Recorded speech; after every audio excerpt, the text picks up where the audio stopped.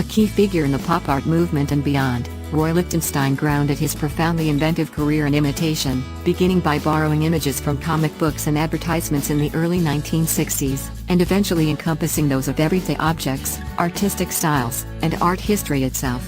Referring to Lichtenstein's equalizing treatment of the subjects he chose for his art, Richard Hamilton, a fellow pop artist, wrote in 1968, "Parthenon, Picasso or Polynesian maiden are reduced to the same kind of cliché by the syntax of the print. Reproducing a Lichtenstein is like throwing a fish back into water."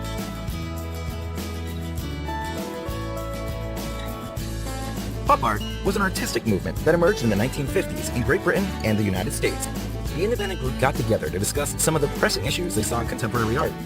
The gallery-based idea of art was elitist for them, as it didn't reflect the real lives and needs of people, nor was it available to them.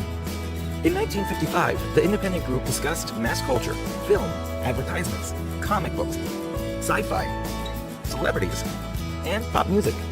They started making collages using elements from everyday life like found objects, magazine cutouts, comic book characters, ads, and product labels. Of course, this didn't go over too well with critics. Mass culture was not only considered kitsch and consumerist, it was also very American. Whimsical paintings based on cartoons, witty sculptures, prints that remind us of famous paintings with a commercial twist. Images so familiar to us today, it's nearly impossible to believe they were once considered quite shocking. So shocking that in 1964, Life magazine wondered if the artist who created them, Roy Lichtenstein, was quite possibly the worst artist in the U.S. That's not a question anymore.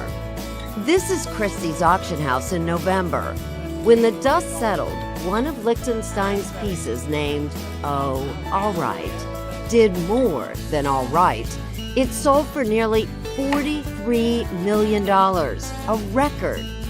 Lichtenstein himself would find that shocking.